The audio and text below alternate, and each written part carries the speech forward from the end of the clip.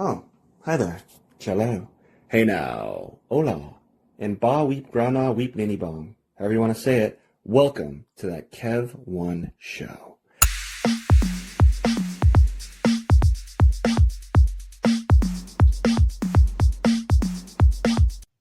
Wow, 50 episodes and beyond. And thank you all for diving in with me.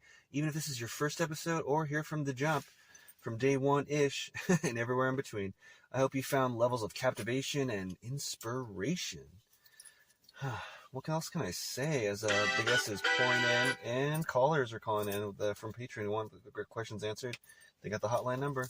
I know times can be dark, guys, and so I really appreciate you spending, time to relax with me.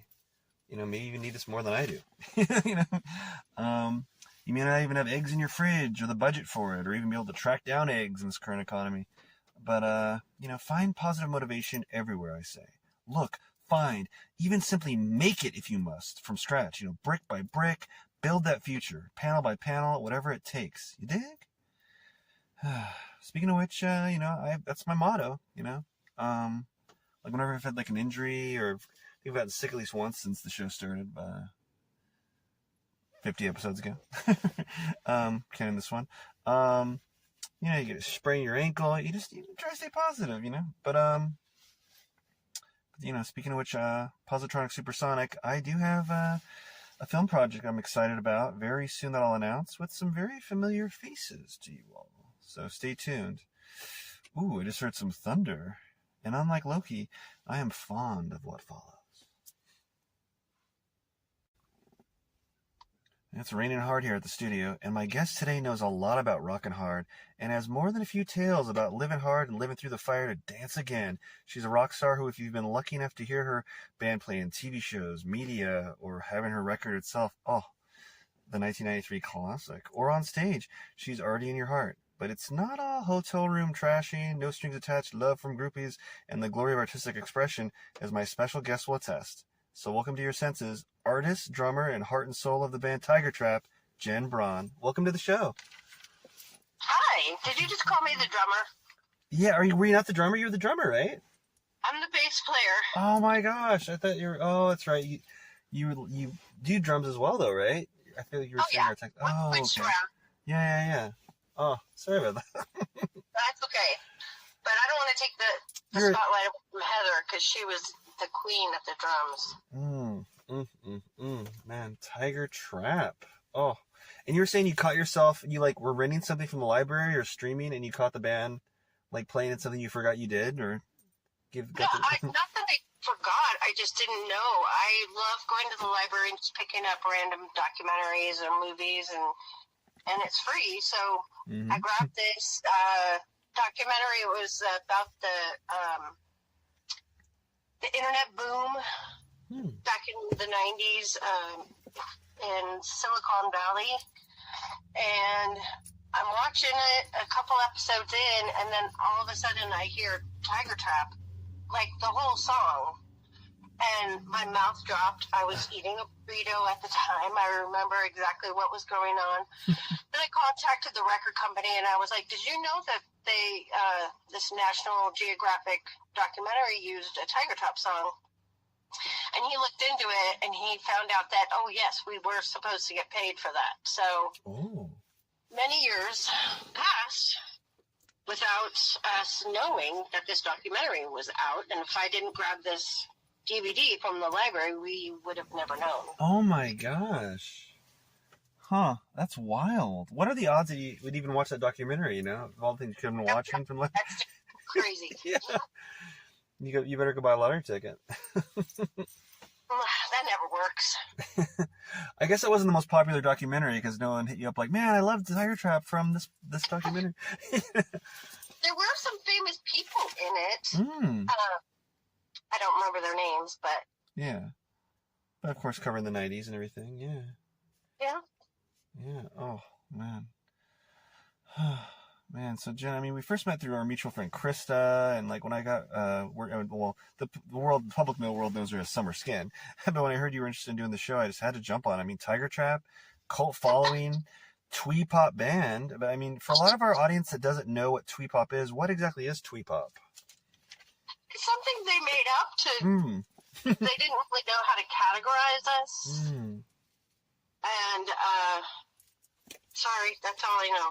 Oh, okay, yeah. Because someone on the crew was like, they asked me like, "What's Twee Pop?" I'm like, "Twee Pop? I know pop." And then like they showed me like I can't remember if they just Googled you or your Wikipedia or for Tiger Trap, and it said like the creme de la creme of Twee Pop, like it's like the Twee Pop band. I'm like, oh, okay, well, even more excited. Right. But it's a brand new. I was excited when I saw it. I mean, yeah. Oh man. So what was the moment like in the whole heyday melee of this whole like band adventure that you were like, okay, wow, I am an actual rock star? Were you on stage at a certain point, or was it just making a certain amount of money, or what was it? I think the first time we were in Hoboken, New Jersey, and we were playing a show, and I looked down, and the kids were singing along to the songs. Oh, it's so awesome. I was blown away. Yeah. Oh. It's almost like you're like you play make believe like for so many years, and then all of a sudden you're like, wait, I am Batman. And you're like, you're like, oh fuck, I am. Or something. Wow. Oh, that is so cool. I also remember the first day I jumped on stage, like playing and jumping at the same time. It was like I was flying. Oh. I was so high. Do you remember where it was? What town that was? Or?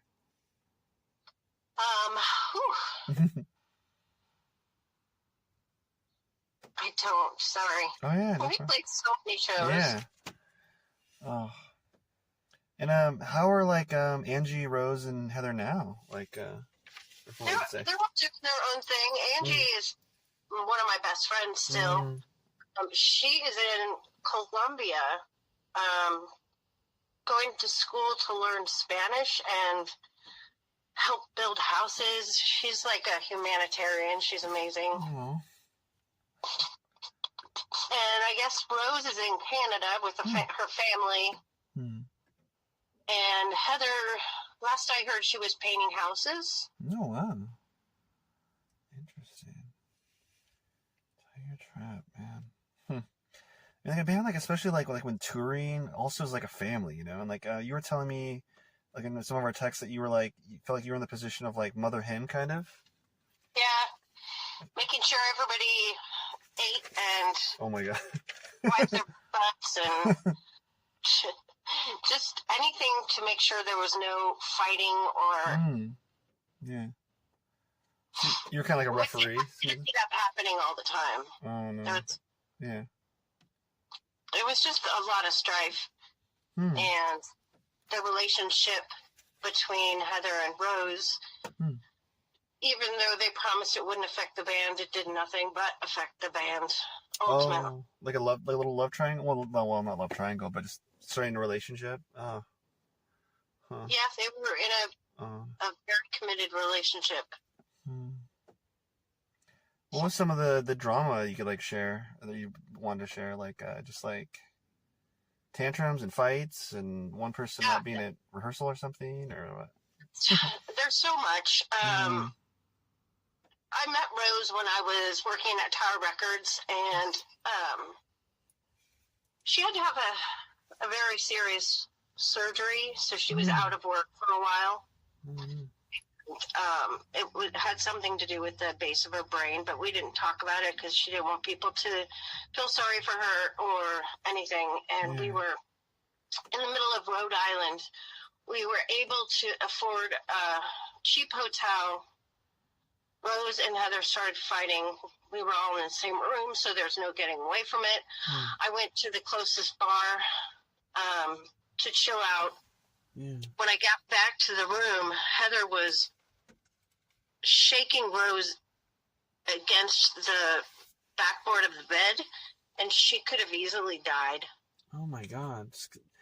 Oh. I jumped on Heather, threw her to the ground. I went and tried to find Angie. She was in the bathroom crying under the sink. And Rose, thank God, was okay. Oh my God. Well, you just came back from trying to chill out, and they were just like full on fighting? Like just physically like wrestling and physically. Oh my God. There had her hands on Rose's shoulders and was shaking her back and forth. And Rose was laying on the bed, sitting up. Oh. Do you know what it was about to have it like escalate to that level, or was it? I could only speculate, but there was always drama between them. Had something to do with their relationship. Heather wasn't the most, what is the word when you cheat? Not the most faithful, or? Not so super faithful. Yeah. She was a young kid. She was living her best life, taking advantage of what she could. Okay, yeah, it's like, the rock star, yeah. Smorgasbord, variety of the spice of life, so to speak, I guess. Yeah, it was very unfair to Rose because she was so much in love with her. I do have a really cool story I can tell. Anything you want to tell, yeah. Okay, History of we were getting ready to go on tour. We were going to go directly through Kansas all the way. Our mission was to get to New York to play at the CMJs, and our car broke down. So I asked a friend if she would rent a van for us, because none of us were old enough. You have to be 25 and have a credit card. Right. To rent. Yeah. How old were you at the time? Like 19, 20, or? It's 22. 22. And we got all the way to Kansas, and Angie was going a little fast. Angie and I were the only ones that drove. And I was sitting in back holding my teddy bear. Sorry, I brought my teddy bear with me. Oh, cool. And I was so mad at Angie. I was like, if they find out that we do not own or are the rental person, they will take the car from us. Yeah. And so we ended up pulling over, and we were pleading for the officer to please let us go. Oh my gosh, no. Yeah. He took us into town, impounded the van, we took all of our equipment, and we were at a hotel. We started calling all the venues of places that we weren't going to be able to make the show. And in Kansas City, they were like, okay, that sucks. But then we called the next place, and they were like, we've already sold 150 tickets. What can I do? And we were like, well, you can hop in a van and come get us. And it was like a 3-hour drive. And he had his friend rent a car and came and picked us up. We made it to that show that night, and then we got to Kansas City, Missouri, and got to play that wonderful big warehouse show. Oh. And this is like 93 or 94, or what year is this? 92. So I mean, this is obviously way before smartphones. So you're doing this like with like quarters and phone booths and stuff, right? And this is crazy. It's even more. And then we ended up, the guy that rented the van, we ended up bringing him on tour because we didn't want this happening again. And then we ended up calling him Snack Master because he brought all the snacks. Oh my gosh, that's so awesome. Snack. What do you recall what his name was besides Snack Master? Which is cool enough. I don't. That's all good. It was probably something like Steve.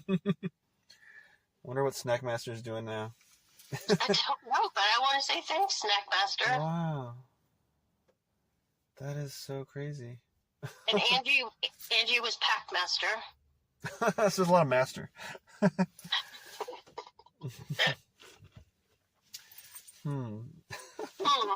What is it? Now, what does that delve back to? Because it's the 90s, is it like for Masters of the Universe, or was that just like a fun term back then?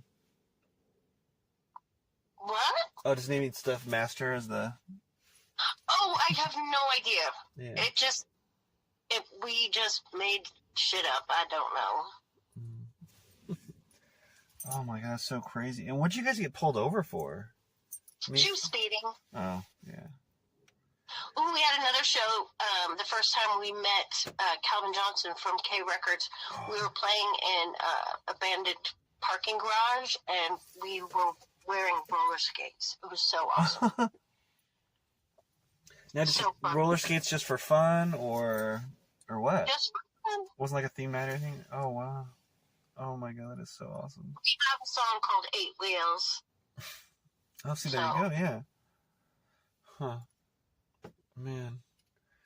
And so, it was ups and downs. Was this drama, like, most of the time, a lot of the time? Or was it just so much passion and fire that... It's a lot of passion. And Andy and I were kind of caught in it. Because you guys just burn so bright, so quick and everything.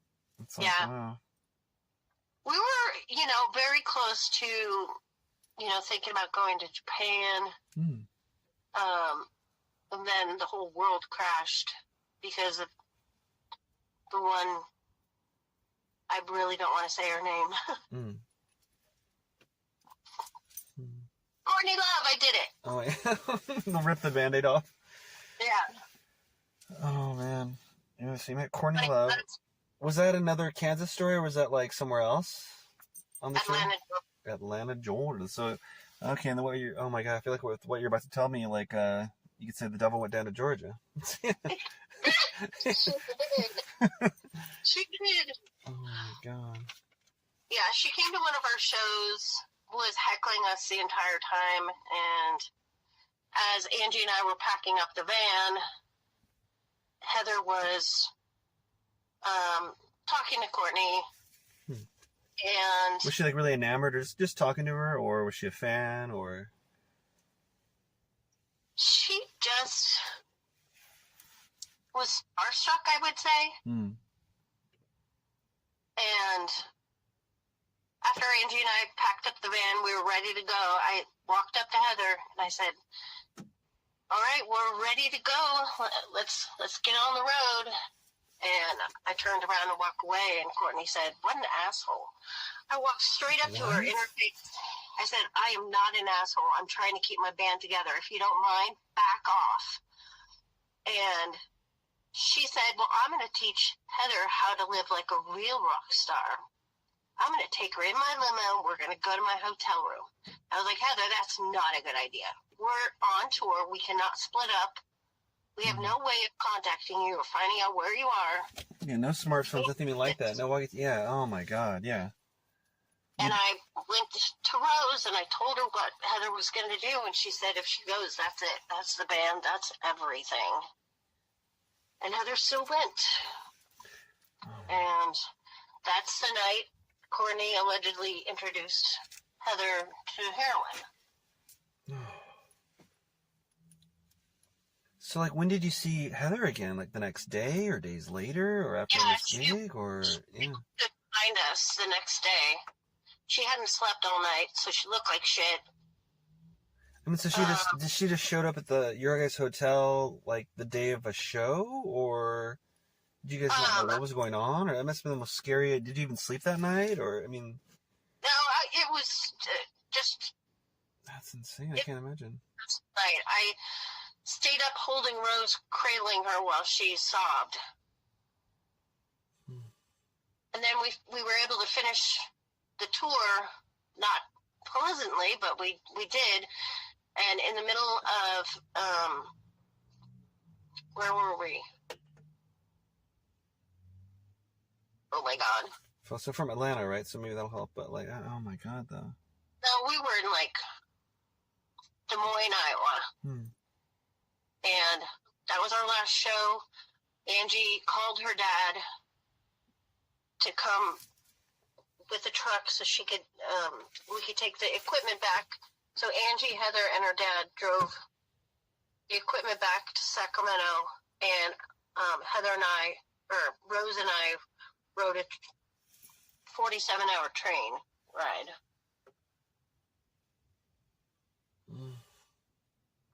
Then we had one more show, which was a huge show in San Francisco at the bottom of the hill. We loved playing there. But we were so not communicating that it was the worst show we ever did. So, like, but I mean, how did you even... It was just sold out. It was such a big level event show that you just were all going to do it. And did you even know everyone was going to show up? Or... Was there like cold communication, like, yeah, I'll be there type deal from her, or what? No, we drove together from Sacramento to San Francisco. And did you guys kind of agree that it was going to be the final show, or just you kind of knew it, or? We totally knew it. Rose stood her ground, didn't waver, even though we begged her to. There was no, like, oh, we can just replace Heather. That's not the kind of band we were. I mean, God, here it should be like the best time of your life, you know, like it should be the coolest, the funnest, you're rock star, you're literal rock star, and you're more like a babysitter in a toxic relationship. It's. Needless to say, I've been single for years because I don't want to be somebody's mom. I didn't have kids for a reason. Yeah. Oh, yeah. Huh. That's crazy. So it's like, you think that's a PTSD from Tiger Trap, you're saying? Sounds like. From a lot of things. Like my childhood and... Man. That's unbelievable. Yes, I mean, with all that going on, were you ever physically injured amongst that Tiger Trap drama, or no, not really? No. No, that's good. I mean, don't get me wrong, we had a lot of laughs. A lot of laughs. But it was tough. Yeah. Yeah. Huh. When was the last time you were all together? That show, or like sometime later? Was there a... No. That show when we all just went our ways.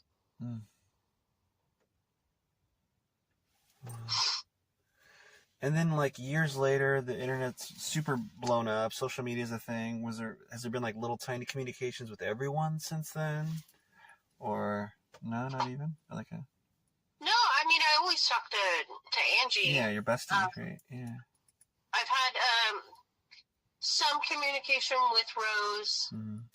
We were never real close. So, and Heather, she would show up.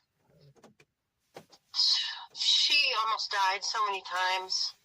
And I couldn't let her stay with me because I just didn't trust her. I did my best, but I can't be anybody's mom. Yeah. I mean, you kind of were the de facto mom for a bit, like, you know, oh my God. More like a older sibling that had to be the mom, you know? Like an emergency type deal. Yeah. Jeez. Exactly. Oh, and I was the oldest. Everybody else was pretty young. I mean, Heather didn't even graduate high school. We helped her get her GED. Oh my gosh. Huh. Yeah. That's unbelievable, man. That's just the tip of the iceberg. Really? Okay. Feel free to leave me anywhere else on the iceberg, but what's like your happiest Tiger Trap memory, though? Boy. Oh my God, there was a lot. Certain vibe or certain... Oh my gosh. One thing that just popped into my head.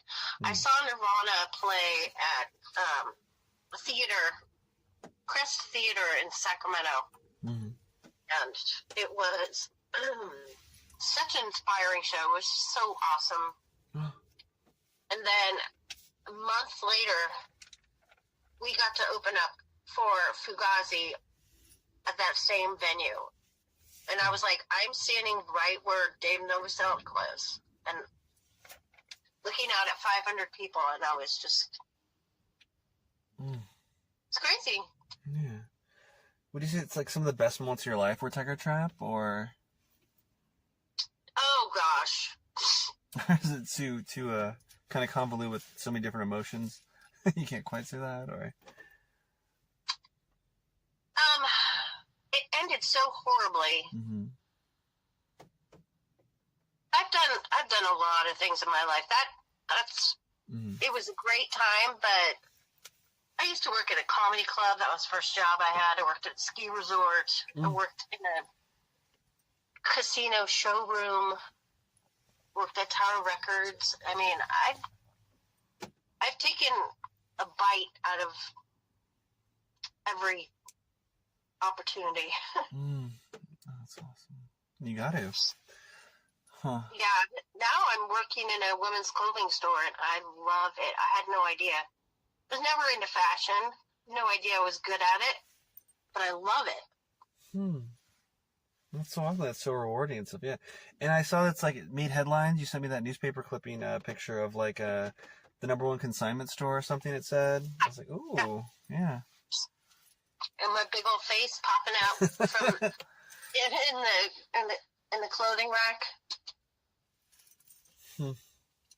Yeah, so I've been doing this for 6 years. Before that, I worked for a dressmaker. Her name is Bernie Dexter. It was 50s inspired dresses, and I ran the whole shop while she lived in England, and we just started this movement called Bernie Girls, and we would have sock ops and dance and play dress up, and it was just a huge scene. That's how I met Krista. She was one of our lead models. Oh, so cool. We had live models in the window. Do you guys still do that or no? We have done it at place. It's the reactions people make are hilarious because I'm like, just stand still until you make eye contact with somebody and then wink or something. And they just freak out. It's hilarious. Oh my God.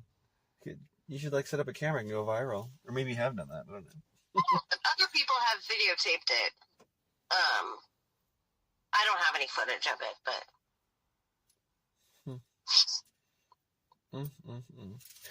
So that's now how you afford your rock and roll lifestyle. To answer that lyric. Interesting. I barely can survive. I don't have a rock and roll lifestyle. I work paycheck to paycheck. Oh man, that is such is life now. It's crazy. You really should write a book. I want to so bad. I start it again, and it all just jumbles together and doesn't make sense. If I could just do this, talk to somebody and they could write it, that would be awesome. You know, like a ghostwriter thing. There probably is some sort of app that could do that as well, but yeah. Someday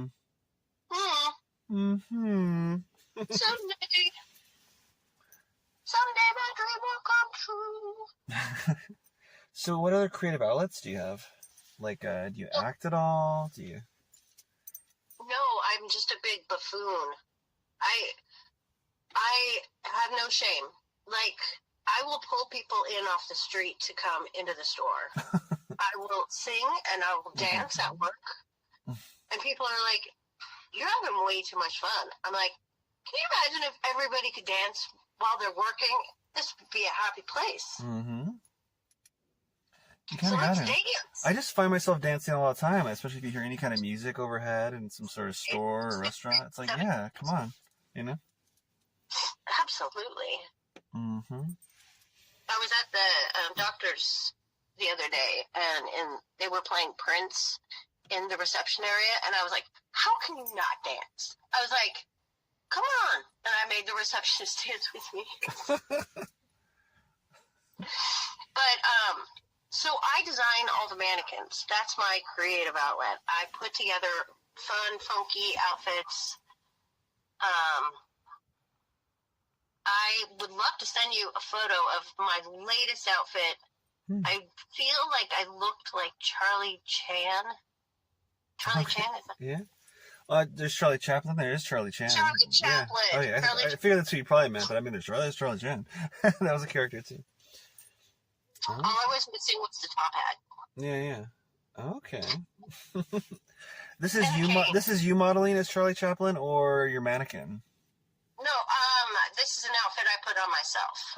Oh, yeah, hell yeah. shoot it by. We'll put it in the show for sure. Oh, I love it.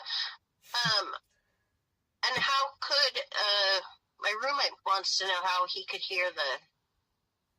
Oh, you can catch the show? Oh, yeah. It's on, as my telemanager says, it's where you hear your podcast. So it's on, I know it's on Spotify. I listen on there sometimes myself. Amazon Music, Ausha internationally. I know that, I don't know how they do it. YouTube. We have it on YouTube as well. We have a couple, more than a couple on it as well. Because when we put it on there afterwards, like after a couple months, like my video editor's doing it. So yeah, that Kev One show. Yeah. Can you text me that information? Oh, for sure. If he's there right now doing it, if he types in that Kev One show, one word, like that KEV number one in show, it should go right to it too now. But he's not here. Oh, okay. Yeah, I'll text it to you later. Thank you. And it's kind of like that's kind of an organic club for the YouTube channel of it, so that's cool. Ooh, I meant to do that. Mm-hmm. Can I do that? I do that. Oh, that is so also encompassingly wild. And so you also sent me when we were talking about pre-show video of you like falling at work though at that consignment shop. Oh, that like brutal. I broke my L1. Oh my god. Like smashed it. I'm lucky that I can walk. That's why I dance every day. Yeah. I finally got the approval. The accident happened October 23rd. Did I send you the video? Yeah, I mean, it's kind of not the clearest. I mean, maybe I could have zoomed in more, but like, and I heard the fall. And you. The sound is the craziest thing. Oh. I was there by myself, trapped underneath the rack. Had to crawl to my phone. I was basically broken in half. And, yeah. So, yesterday, I got the okay to never have to wear my brace again.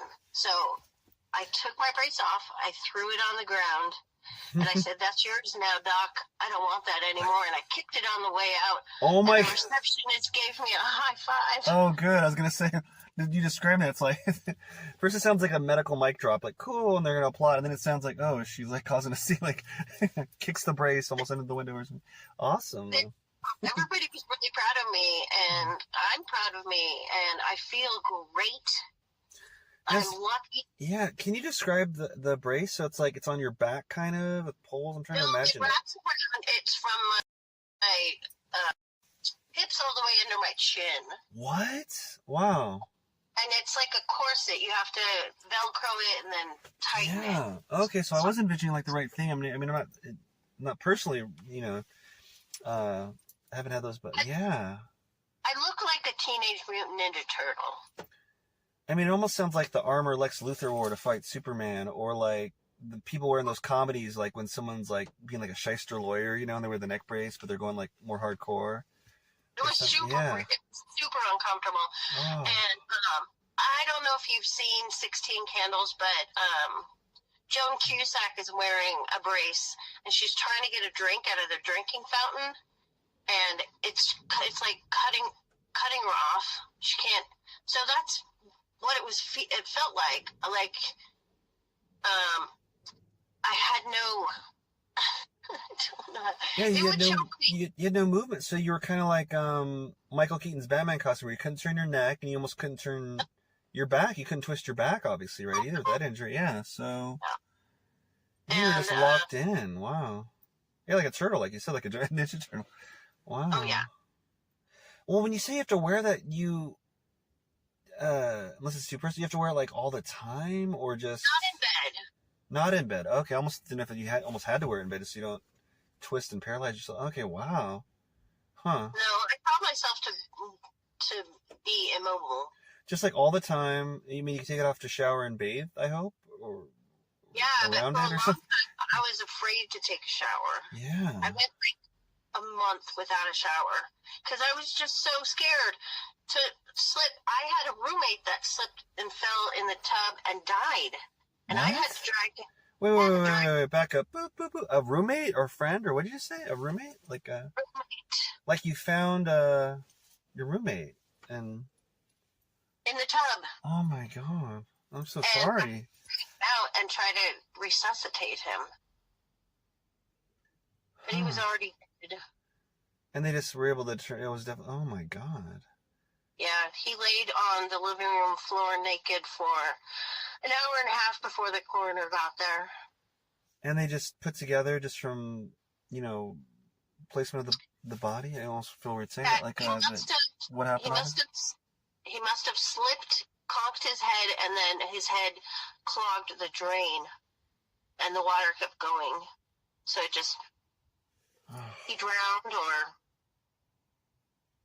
Oh my God. Oh, I'm so sorry. That's insane. It's, yeah. One of those things you can't unsee.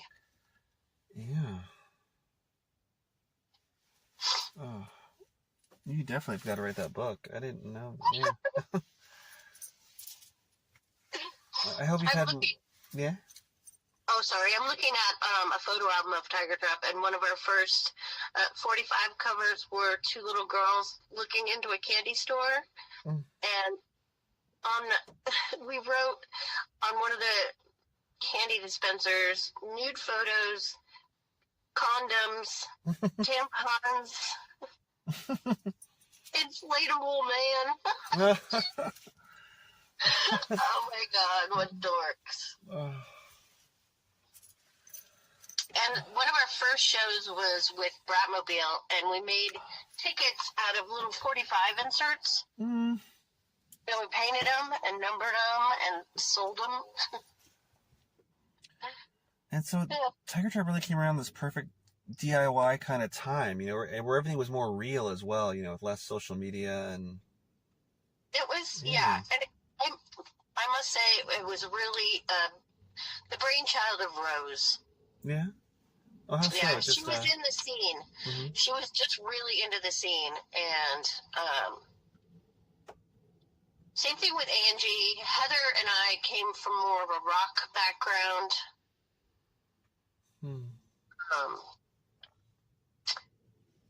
Do you ever have dreams now and then, any lucid dreams ever of Rose singing, Angie on bass?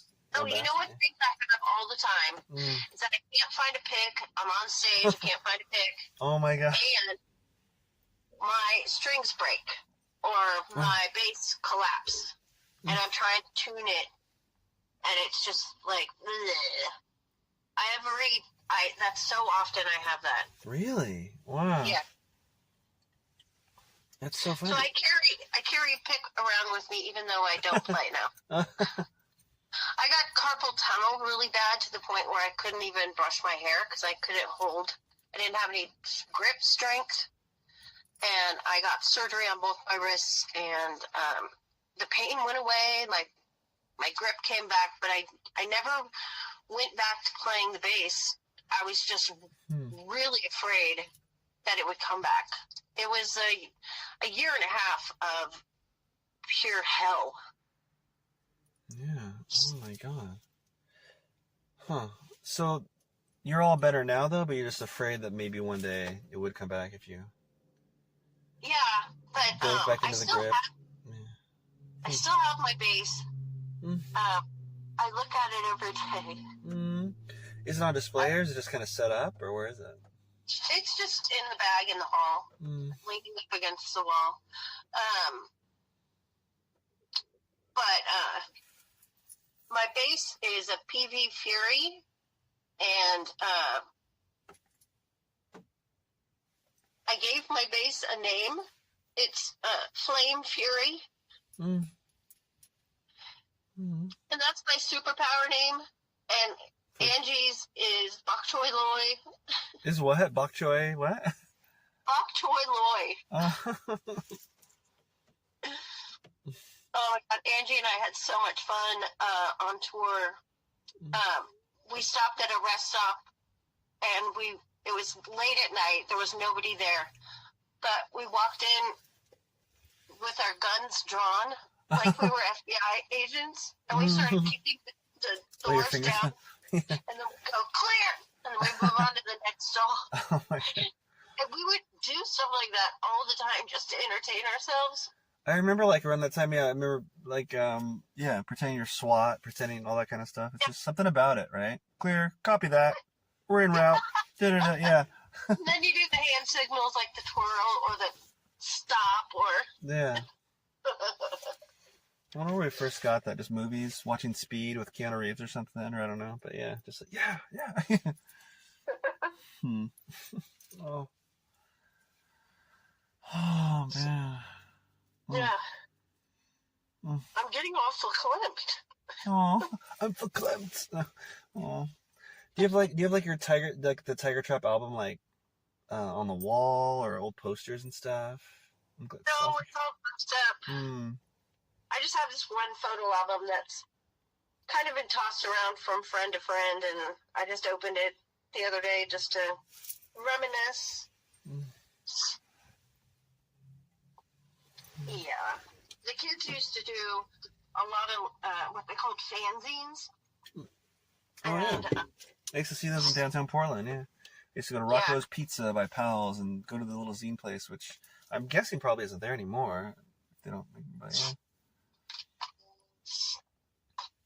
Yeah, I always loved that. It was kind of like, I mean, it was like, it was self-publishing, but it was like, self-publishing, like instant kind of if you wanted, not just like some long process, yeah.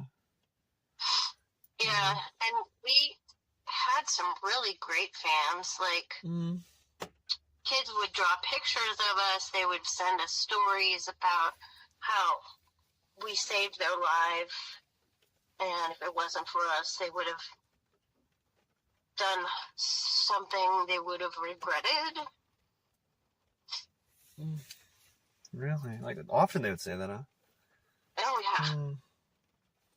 Now, what would you attribute that to? The fact that you would help halt them from doing it? Just like being female role models in a way, or just subject matter of songs? The songs. Yeah.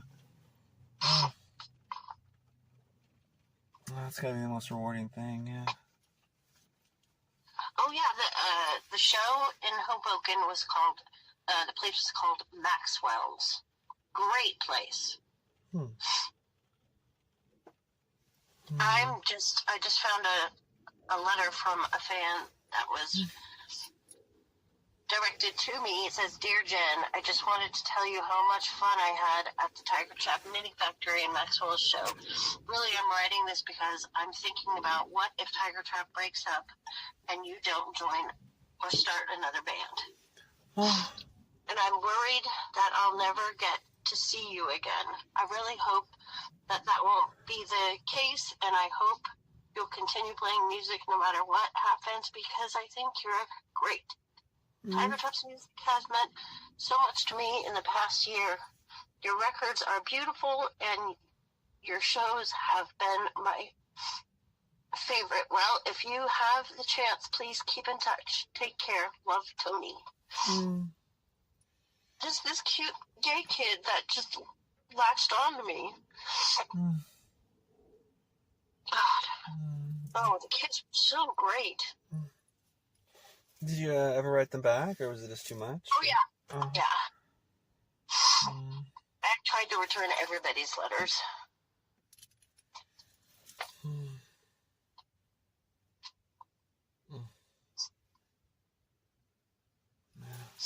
But what the hell? I really love you.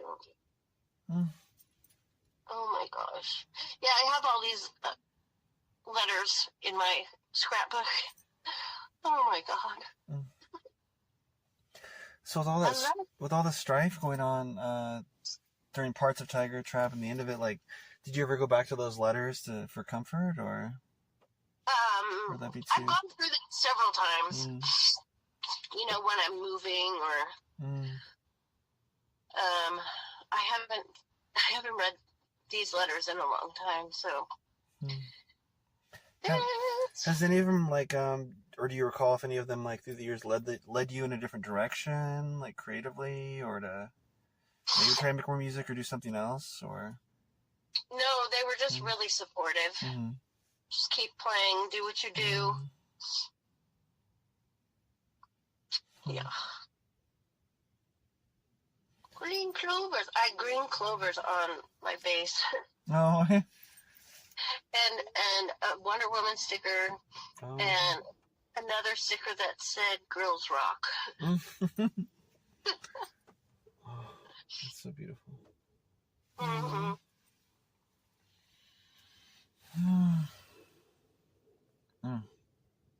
I gotta blow my nose. Do it. Okay, hold on. Rock and roll. Wait till you hear this. Oh, yeah? It's a first on the show. Oh, yeah. My dad used to say the moose is loose. Oh, my God. You know, fun fact, maybe for some of it, I wasn't able to blow my nose for, like, the longest time as a kid. Or, well, it seemed like a long time to me. Like, I don't know, I just couldn't master it for the longest time. That's weird. When you were a kid? Yeah, I can do it now. In fact, I have, like, bad hay fever in the summer, so yeah. it's like you need to. But, man, it's almost like some people can't whistle. I can whistle, but, you know, I just couldn't blow my nose. And that sounds so weird, but it's like, I just remember that, like, for a little while. I was like, it's so weird. I can't believe it. I think normal kids can't figure out how to, you know, it makes sense. I never learned how to, you know, some people can just belch, like on virtual demand. Maybe not everyone can do it on demand, but like I just couldn't, you know. So I would do a thing like there'd be like a weak thing where the closest thing is like where if I really needed to burp, I could tilt my head back and there'd be like a natural like I don't know, like almost like a weird creak, but it was like, oh yeah. But it'd definitely be like a sound effect thing, like if I'm doing a fake burp. Yeah, it wouldn't be. There's something about burping and farting that is so funny and feels so good. Mm-hmm. And I'm not ashamed to hold it back. Good for the heart. I'm so uncouth. No wonder I don't have a man. You don't need a baby. You're immature enough. I'm just kidding. Right? No, I'm still an 8-year-old. I dress like an 8-year-old. I wear mismatching socks. I wear bows in my hair. I sometimes like wearing mismatching socks, but like with a weird theme. Like I have mismatched socks, and I found out that I had like some that were like had the whole Heinz ketchup logo on one, and then I had some that were French fry themed. I'm like, oh, if I wear one on one pair, one on the other, boom, they are matching, motherfucker. You know. Awesome. Kind of like if you had like a Joker and a Batman sock, but they didn't go together, but they do. You know?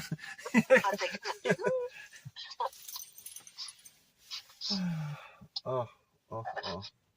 He's gonna text me how you can listen to it. Okay. My roommate just got home. Oh hi, yeah. Oh yeah. After this, I'll send you if I didn't already, I'll send you a link to the show. And then this episode will pop up on there, you know, as well when it's there. So. Yeah. Yeah. The future, Doc. So what does Jen Braun do for fun now? Like, what would you want? What do you think some of your fans that were writing you notes would want to know about you now the most? Like, I dance and sing. That's so fun. Yeah. I don't do much. I don't go out to bars. Very rarely go out to eat, but that's like my favorite thing to do. I was going out to eat. Okay, yeah. Food is my love language. If you want to get into my friendship, you bring me food. But I can't eat cooked fruit. No cooked fruit. No pies. Oh, yeah. Yeah, I don't like pies. I mean, I'm keto too now, but I mean, like, I never liked pies. I remember being a kid and thinking, I don't know if I saw a horror film or what, but it reminded me of, like, cutting into, like, someone's body or something. It seemed like maybe just the idea of cherry pies or something. I don't know, but yes, I never got into pies myself. But I'm keto now, so what do you do? My mom used to give me my medicine in a spoonful of jelly. Yuck. Oh, my gosh.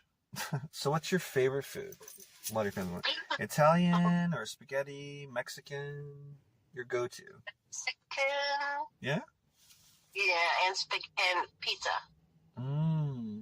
And what kind of pizza? Has to have black olives. Oh, okay. I like black olives. I don't have to, but no, I like that. I love black olives on a pizza with pepperoni, like crispy pepperoni. That just sounds really dope. I'm not a big fan of pepperoni. No, you're not. It kind of overpowers it. But if you're on keto, really good little snack is get salami, put it in a cupcake tin. Mm-hmm. Like, make the salami the base cup of it. Okay. And then cheese, tomato sauce. It'll be like a little pizza bite. Ooh, yeah. Mm. Yeah, it's kind of like the best time ever to be keto. I mean, if you're going to be keto. Because, like, there's keto foods, there's keto snacks, there's stuff you can make. Like, I make my own chips and salsa because I get the zero net carb tortillas, different kinds, like chipotle flavored or jalapeno, what have you. I cut it up, bake it, and then I put it in my bitchin' sauce or my salsa, what have you. So, yeah. Love it. I'm really into tomatoes these days, but you can't find tomatoes in the grocery store, so I get like canned diced tomatoes. Oh, wait, you can't? Like, what do you mean? Like, you can't find good ones, or is there something going on with tomatoes? Disgusting. Oh, okay. I was gonna say, like, is there something going on I wasn't aware of? I know eggs. There's a whole eggs catastrophe in the world, but I just like tomatoes. I don't think that. Oh, gotcha. It's they're horrible. I used to have at one point. I had 14 heirloom tomato plants, and if you've never had a fresh tomato, you're missing out. Oh, that reminds me.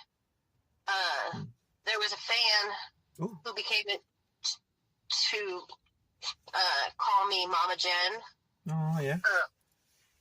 And she started the chant,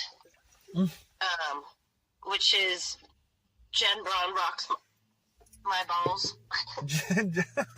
Jen Braun rocks my balls. and then it got to JBR for sure. I was gonna say that. I was gonna say you should have did bracelets. Oh, that's awesome. Oh my god! Wow. My little girl Jana. No. Kept her from running away from home. Showed her how to pay her bills, and she calls me all the time, Mama Jen. Oh, to this day, or? Yeah. Oh. Yeah. Now, is she local to you, or no? No, she moves around a lot. I think she's, I want to say in Oakland. Yeah, and she's a cheesemonger. Oh, very cool. Yeah. That's the kind of person that works in like a red vest or something, like a fancy chef's coat, and like brings cheese into stores, fancy cheese stores. She sells fancy cheeses. Yeah. And she enters in like competitions and wins. Cheesemonger. Cheesemonger. It sounds like a supervillain on like a cartoon. Jana Werner. I love that girl. Shout out to her. Jana Werner. Gonna send her a link to the show. I will. Going link crazy. So what's the perfect world to Jen Braun? If you have like omnipotent power, you're so creative, you're so, everyone would be dancing and singing, obviously. Yeah. Would we have like themed clothing days that weren't, enforced, mind you, obviously, but. Kind of like Spirit Week, where they... Yeah, like Mod Mondays and, 70s Wednesdays and... Thank you, Mike. No. Classic Mike.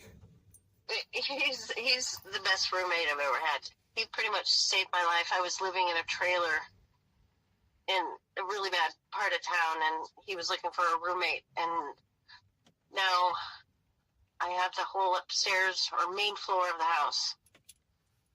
And he's the caretaker. He's the one that took care of me when I broke my back. Oh my gosh.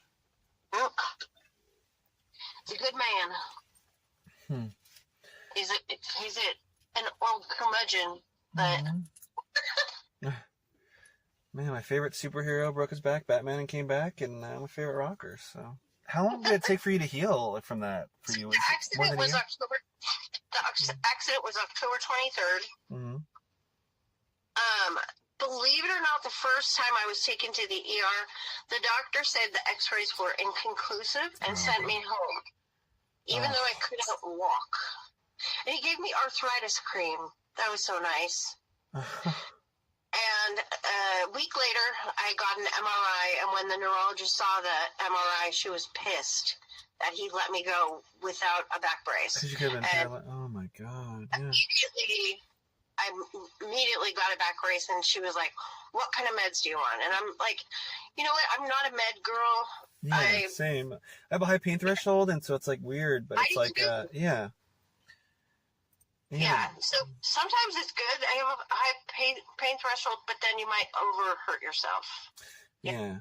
I mean, I almost feel myself, and I'm not a doctor, but like, I feel like I also, one of the reasons is also because like I could feel the, like, okay, if like, say you stub your toe or you break like you break a toe, it's like, well, I know the pain. Don't do this. It's hurting. It's not like, that's numb, haha. You know what I mean? So it's like, you know. No. I want to feel what my body is feeling. Yeah. You know? And hopefully it feels good, but you might need to feel what you feel, you know? So, yeah. No. And that's what I'm just so happy about right now is my pain level is like a 2. Oh, very cool. Yeah. So, I mean, is it a full recovery, or are you like, kind of like... No, is there some... oh gosh. Not going to do parkour ever again, or what's going on? That's my goal. I want to jump from building to building. I do that in my dreams. It's fine. I really enjoy sleeping, and I really enjoy my dreams. If I could get paid to do that, man, that would be awesome. But no, she wants more x-rays in about 3 months. I need to have a bone density scan. And I need to be put on medication it's a precursor to avoid osteoporosis. Because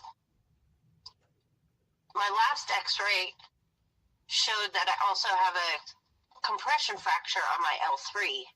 And she was like, "Did you have another fall?" And I was like, "No, what? You know, I feel fine." And now, where's the L3? Is that closer to your tailbone? The L1, okay. The L1 is like hip height. Right. Okay. Like right middle. Yeah. Okay. I was imagining it way higher up. Okay. Interesting. And so I'm going to PT, and my goal is to just get stronger. I lost a lot of muscle mass in my legs. Yeah. And my core. So building that up, and dancing helps. Very cool. Some really great dance moves. So you keep saying that. Are you just dancing in place a lot? You're dancing at the store? You're dancing at home? What's going on? When I first started dancing, I would just gently bob up and down like a little baby dances. And then it just... Well, I keep imagining you like in like ska pants and like high platform shoes, just like a dancing machine, like in places or something. Nothing real serious dance moves. It's just, I make up my own dance moves. Anything to move and groove and stretch. It just feels good. It's almost like this back break thing was a blessing in disguise. It's just got me moving more. Yeah. I've lost a bunch of weight. That wasn't really a good thing because I lost my appetite because I was in so much pain. But so your eating habits different now, or no? Yeah. I just eat really small amounts, and I can't eat more because it makes me sick. So it's a good, you know, losing weight and dancing and yeah. Yeah, food is so weird. That's really all I do. I work and I come home. It's quite boring, but I like it. You do stuff for you. Well, you're dancing all the time too, right? And it sounds like your mind's a wonderland, so you're not like a... It is. Well, because I always say to people when they say they work and go home, I'm like, you gotta do something for yourself. Because you can't be like a corporate slave or just you know what I mean? I say, do something. I mean, if you gotta get up buttfuck early, like at least do something. Watch your favorite Netflix show. Do something, you know. Hopefully, you know. Yeah. No, I do, and I enjoy watching DVDs. I'm such a broke fuck that my entertainment is just, renting DVDs from the library because it's free. Free. And my roommate, Mike, huge collection of DVDs. And it's endless. I haven't been to the library in like 6 months because he just supplies me with all the DVDs. I'm rewatching MASH right now. I don't know if you've ever seen it. I should. I mean, I remember when I was a kid. I mean, I know MASH very well. I know it because, I mean, when I was a kid, I didn't have cable. We were poor Italian-American family. I didn't have cable, so I moved to L.A., and then I got cable for the first time because I think you just have to have cable out there. I think there's no Rabbit Ear TV out there. But, and now I'm back in Portland. But, yeah, MASH was on. It was reran at night after whatever you watched, SNL, Night Court, whatever. MASH should be on at a certain time of night, every night. I remember that. And then I had a girlfriend. Girlfriend took my virginity, mind you, and vice versa. But she loved MASH. She loved MASH, and she was like, obviously way younger than when it came out. But she just had a crush on Hawkeye. So she'd have that on a lot. But I mean, so I know MASH pretty well. I could do decent at trivia night. If we went to MASH trivia night. What's Klinger's the crossdresser, right? Hawkeye, Ellen Alda. Hold on. What's Radar's superpower? I don't know. Maybe he's the nerdy guy. Superpower. Yes. Oh, I don't know. Could he tell him people were going to come in dead or something grievous? No, kind of. He had excellent hearing. He was the first person to hear the choppers coming in. Oh, so I kind of know. Yeah. And he kind of could read minds. Did they kind of recast Hawkeye's best friend? I'm trying to remember parts of it, because I remember the people from it. Okay, and they redid that. I remember when I was kind of, not blown away, but I was kind of blown away when I realized, this is based off a movie. I think later in high school I found out, that there was a MASH movie that might have won Oscars, some Oscars. But when they made the show, like Donald Sutherland, I want to say was Hawkeye. I'm probably getting that wrong. I know Donald Sutherland was in the MASH movie, though. I feel like he might have been Hawkeye. Oh, in the movie, yeah. Yeah. And who was the blonde hottie? Or was their name something like Bombshell Mahoney or something? Not Mahoney. I won't say Bombshell McGee, but or something. Lips from yeah, well, there you go. Come on. I'm less sexist than those writers. To quote Bart Simpson when he had a crush on his babysitter, I'm totally into the women's lip thing. MASH. Do you like watching movies? Yeah. Oh, for sure. Yeah. Sure.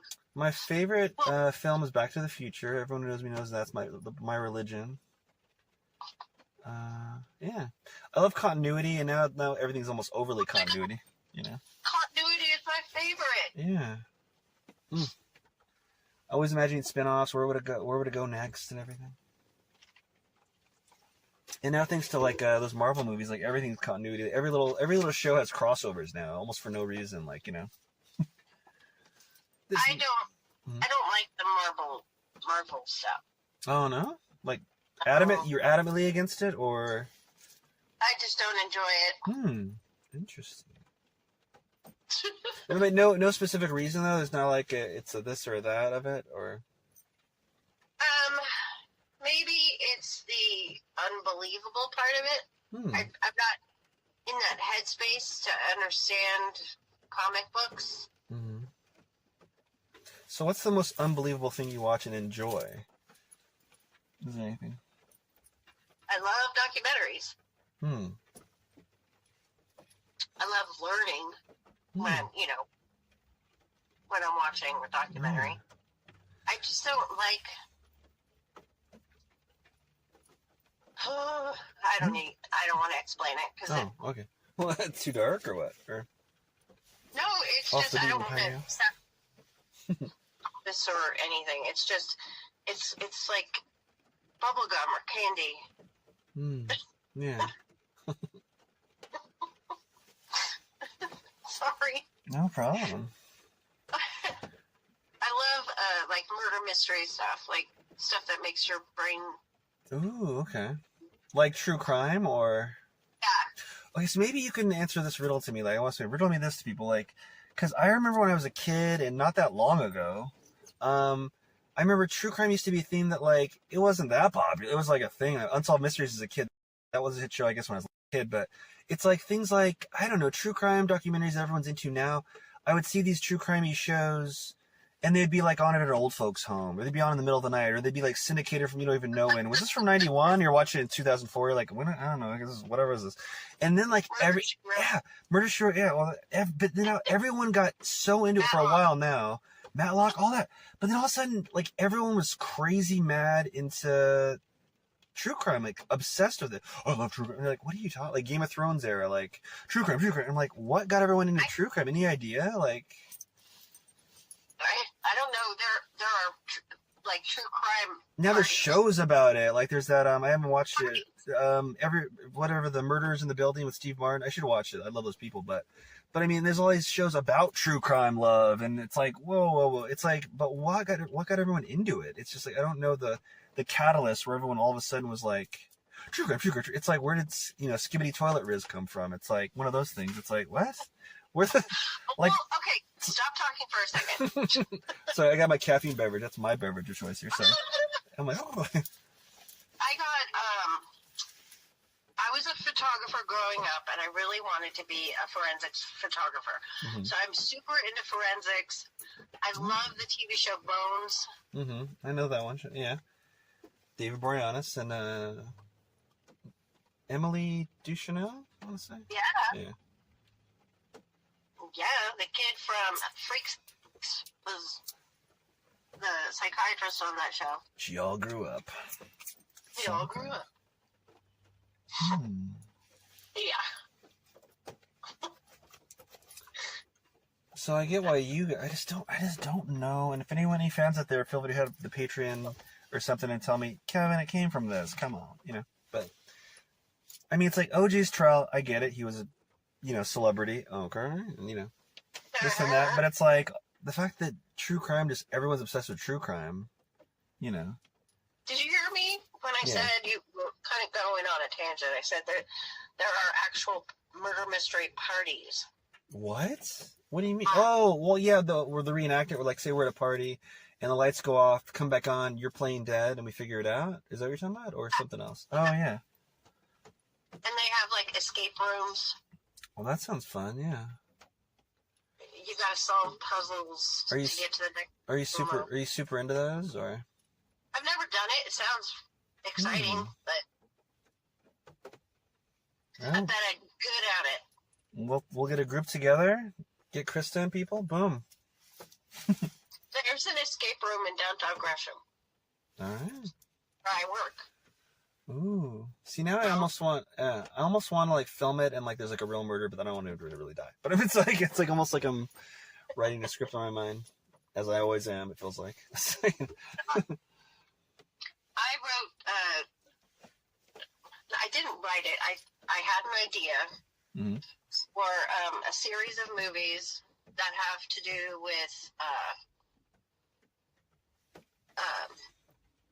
just like the sounds of rain or the sounds of a fan, and like somebody's going to sleep. It's all black, and you just hear this, and then all of a sudden you hear somebody scream, and the woman is running. Like you just see, it just turns into like this. Kind of POV, is it POV shot or? Yeah. I like what's a POV. Like point of view, like so, like there's a camera almost like you're the person. Yeah. I figured it out. But so each series, it's about a certain sound that's supposed to be like soothing and put you to sleep, and then it turns into this crazy thing, and then like the person wakes up and it was a dream. Ooh, but like when you just push play on it from the beginning, it's not clear that it's a dream. It's like a lucid, trippy. The screen is completely black, and all you hear is like the sound of rain, or the sound of crunching leaves, and then it just turns into this crazy story, and then the person wakes up. And it has really dramatic music. I've always wanted to do music for movie soundtracks. Oh, wow, yeah. really intense, like building up and then crashing down. Oh, I love that. Yeah. I was in a band in San Francisco called Slower Than, and it was a 3-piece band, me and 2 other guys, and it was very, like, build up and then crash, build up and crash. I loved it. That's awesome. Well, you got to do that. I say, yeah. Like, never stop creating, so yeah. That sounds like something really unique and cool, so. I was almost imagining it's like a sound machine to help people sleep. Kind of like, sometimes I put on like, I don't know if you've seen those on like streaming in places, or the library probably sells them too, but like, it's like where it's like, you push play on it, it's just a fireplace burning wood. It's in HD and it's like crackling wood. Like, this is great. And it's like, oh, I go to sleep to the sound of a fan. Like an actual fan, or is it a sound of a fan? It's on my phone. Oh, wow. Sound of a fan. Huh. I've heard people sleeping with fans. Yeah. No, totally. I get that. Huh. When I was a kid, my mom, if I was crying in the crib, she would put the vacuum cleaner up against the door. Mm-hmm. Sound of the motor would just calm me down. Huh. It's funny, like, because when you were describing the whole sound, the raindrops or this or that, I was like, man, that'd be great. It should be a series of, like, kind of background noise, like rain, this, that, and crunching. It's really, I thought it'd be really funny if each one ends horribly. So it's like crunchy leaves, something really soothing, the raindrops, oceans, whatever. And then it's black. And then all of a sudden, the very end of it, it always ends with like eyes opening, like from the perspective, like your eyes are opening, like, but like you have an abuse, like not abusive, but like someone's like, are you still asleep? Or your alarm's going off for work. You're like, oh, and it shows a hand reaching for keys, depressed kind of, and it always ends kind of like that. So it's like a nice dream, but it wakes up to a crying baby or something. Huh? I have a twist. Oh yeah. You think that they wake up, but they're still in the dream. Inception, a dream within a dream again, huh? Uh-huh. Or there's a killer or something like that. No, I always have dreams that I'm waking up and then I'm like, wait, am I really awake? You have those? Like, really? Yeah, like paralysis dreams. Huh. I wonder if that's because of your injury or not. No, I've had it all my life. Like, you're just paralyzed and all you can do is move your eyes. And you wonder if you're... See, that's been like, not... Well, I guess I'll call it a pet peeve.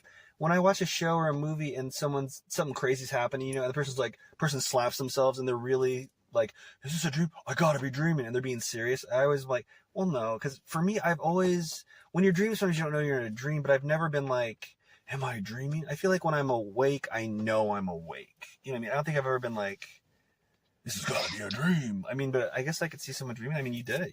So... But that was always, to me, when I saw it in a movie or a TV show, I'm like, come on, you know when you're awake or not. But I mean, if you're in a crazy dream, I feel like when they question it, I'm like, that never made sense to me. I've had stuff where like, you're about to get up and like, you kind of know you're in a dream, but never question it. Like, you try to control the dream. There's something different about your room, like the door's on a different place. And you're like, this doesn't seem right. But, it's funny because my roommate hates talking about dreams. Oh, now why? Now what's why so? That's fascinating. He just doesn't dream. He doesn't like. So it's so literal. It's like must be nice. He's like or something. That you dream. I have dreams that I like sit on a pillow and I can fly. And I see things that I've never seen before, like flying over water. And jumping from rock to rock, or my dreams are so crazy. I have a lot of normal dreams, like, like you're dreaming you're at a day job, or you're walking and then like you trip on a crack and then you wake up and your foot's in the air because in the dream it was so vivid that you tripped. Believe me, I played volleyball a lot, and I'll wake up like going to dodge for a ball and I run into the wall, like, or I kick. Yeah. I've been having these dreams that I'm kicking people in the face. Yeah. And that's like my superpower. Like, kicking people. And then I'll wake up and I just kick the wall. Like, yeah, I've never punch the wall. Like, I'm like, oh, great, I hit the wall. It's great. I wonder how many people injure their hands and their feet while asleep. I don't think I've ever really hurt myself. I don't know. I think in my dream I'm actually a lot more forceful than I am like in bed. Like, under my blankets and how high can I really kick when I'm in my bed? I don't know. Oh, restrained by the blankets, you mean? Yeah.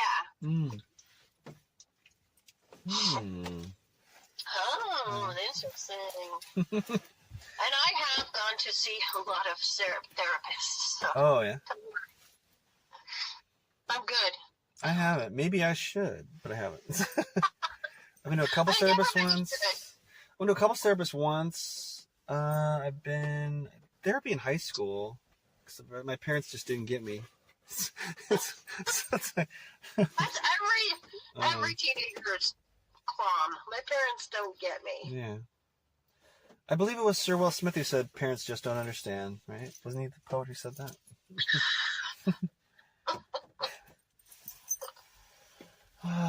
Yeah, this all has to lead to something like your fan Tony and that one fan that said never stop making stuff. Yeah, you gotta write that book and you gotta, I don't know, make some sort of dream noise app or something. I if I wasn't such a procrastinator. Oh god, yeah. I feel like maybe most artists are, because man, I could just procrastinate forever. Yeah. Like so many scripts, so many ideas, and you're spinning so many plates, and you're so gung-ho about a certain idea or a series, and then you're working on it, and then you're like, before you write the ending, there's this other idea that's really came out of nowhere, and it sounds really good. You're like, I gotta finish this other one. No, you're spinning 57 billion plates, and it's, yeah. I think if I had a laptop, that would probably help. Yeah. The last laptop I had, it was a gift from a boss, and I spilled top ramen on it. Oh, no. Yeah, it was sad. Poor me. You gotta get a new laptop, refurbished or otherwise. Come on. In the meantime, you could probably do something on your phone. Maybe you can do some sort of note app or something and start writing. Or, that's the other problem. I'm not tech. I'm so anti-tech. I just don't get it. Computers don't get me. It won't work, and then somebody else will look at it and then it's working. I see. I'm not that techie either, but sometimes when I get a computer problem or a phone problem or something, other people are like, "Oh, I've never seen this before." I'm like, "How can you not have seen this before?" It's not a magic thing. It's just funny. It feels like every technical issue no one's ever seen before. Okay, so an example. At work, we have a computer, keyboard, and a screen, and the screen was stuck all the way to the right, and I kept trying to drag it back over on the little mouse pad on the keyboard, and finally, hours later, I find out that I need to get an actual mouse, and then I can click and drag. Oh, wow. Really? A mouse in 2025? That's wild. They sell those still? That's crazy. You know what I mean?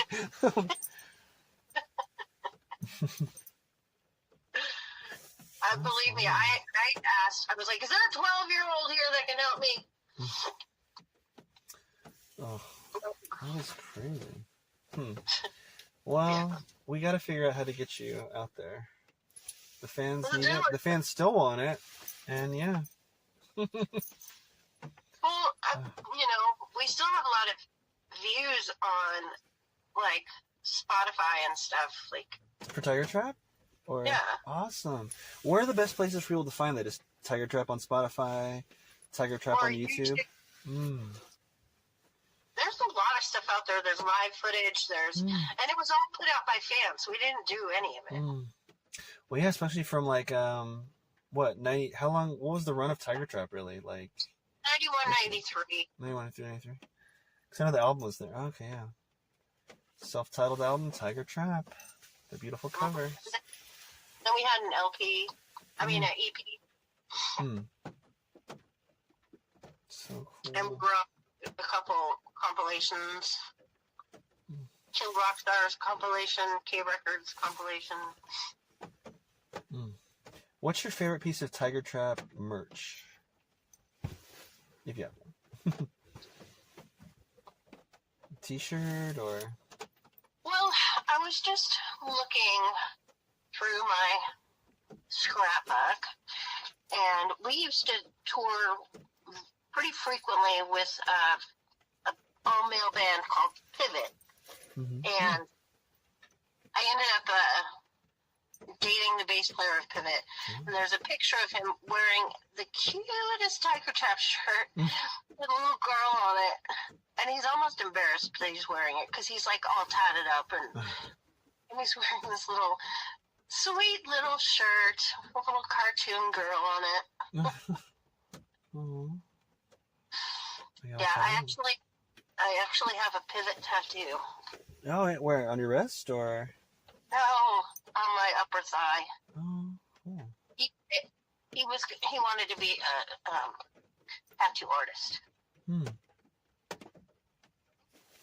Yep. I never got a tattoo. I dated a tattoo artist once, and I'm glad I never got a tattoo, because, I mean, I could have got some free ones from her or whatever, but then I'd, ex would be like, oh, there's her forever, But a couple times I almost did, because she didn't believe I had a high pain threshold, because she'd joke about, like, these really buff, burly guys who would be crying or, in pain, on the wrist or on the ribs or, painful places. And I'm like, I could take that. And so I almost did, but I was thinking, like, what could I get that in case we broke up? And I was almost going to get, like, a cool battle axe, because, she'd be my battle axe. But then also, if you break up, it's a cool axe, But I didn't get anything. It's like, I have a tattoo on my ankle of a daisy with a petal falling off of it, and it's the sign of a lost love. That's cool. I saw it in a movie called Dancers with Mikhail Baryshnikov. Oh, yeah. Another dancer. You probably don't know who he is. Oh, no, he's so famous. I've heard of him, yeah. And then, before I worked at Molly's, I was working for Shop Girl Consignment, and the owner turned into my best friend's sister. Like, we were sisters. And we got matching tattoos, because her word is love, and my word is kindness. So it says, love and kindness with some flowers. On our wrist. Forever. And ever. And ever. You're not going to pull That's the... my word. Yeah? Is kindness. Like, everybody, like, customers come in and they're like, well, I can't believe how nice you are. I'm like, it's not hard. Yeah. If everybody is kind, come on. Come on, people do. It keeps the... yeah.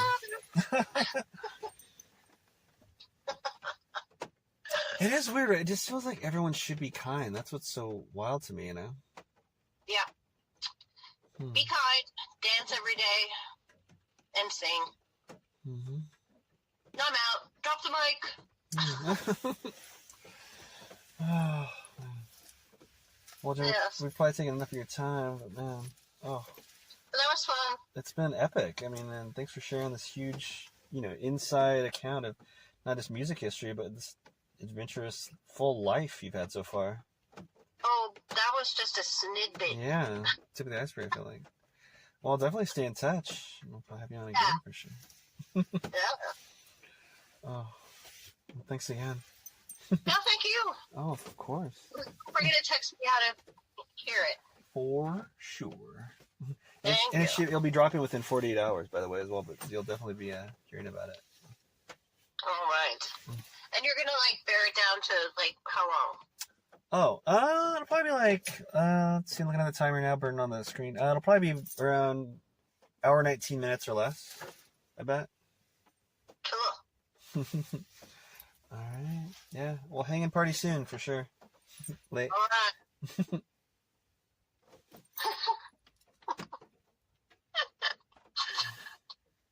Is that it?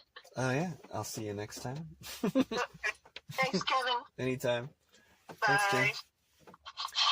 And that was the truly amazing, and I'm sure we'll definitely hear more from her, Jen Braun. And check out all their the self-titled Tiger Trap. just look it up on Spotify, Google it, YouTube it. There's so much cool stuff and so much cool imagery out there. And I'm thankful for having such definitely a legendary person on the show. 50 episodes in, guys. I mean, and thanks for spending so much of that precious time commodity with us, with moi, personally. Man. And it's storming really hard outside, so it feels like an epic, historic kind of day. You know? Like when that lightning hit Hill Valley's clock tower. And for next week, all I can say is, because I always try to keep it ambiguous, but I like giving a little slight preview at times. The preview for who's on next week is Look Up in the Sky.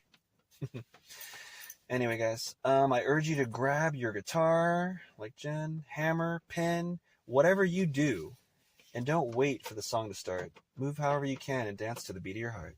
Good night.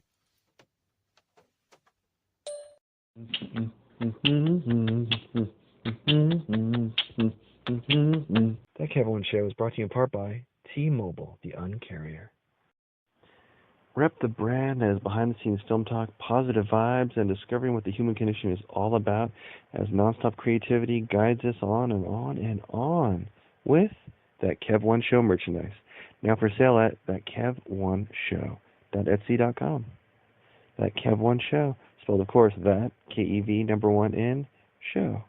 Hey, you're a fan. You want to rep it. You know how to spell it. So get it today and glow with us. This portion of That Kev One Show is supported by Bohemian Dream Gifts, made with organic and natural oils that nourish and hydrate your skin. Man, I don't know if it's the weather outside or the gym that was killing my skin, because my right elbow on the, it itched like the Dickens, like I was becoming like the lizard from Marvel Comics. I think it's that machine where you put your elbow in and do the lifts, you know, for the bicep. But I was itching my skin like crazy during, well, I won't say who because I don't want them associated with rough skin, with one of our guests here in the near future here. But my right elbow was getting ashy and coming up, getting red and irritated. Anyway, I used some of the promotional cookie dough body oil from Bohemian Dream Gifts that they gave us, and my skin, I'm not kidding, came back. I can vouch for that one. The cookie dough oil baby body oil, the cookie dough body oil brought my skin back to life like an Evanescence song. I'm not kidding. My skin is smooth and happy again. 100%. You can buy cookie dough oil on Etsy at the Bohemian Dream Gifts shop. Check out their other stuff as well, but that's one that I swear by now. And as soon as my promotional one runs out, I'm going to order some myself. So go to Etsy and visit the Bohemian Dream Gifts shop today.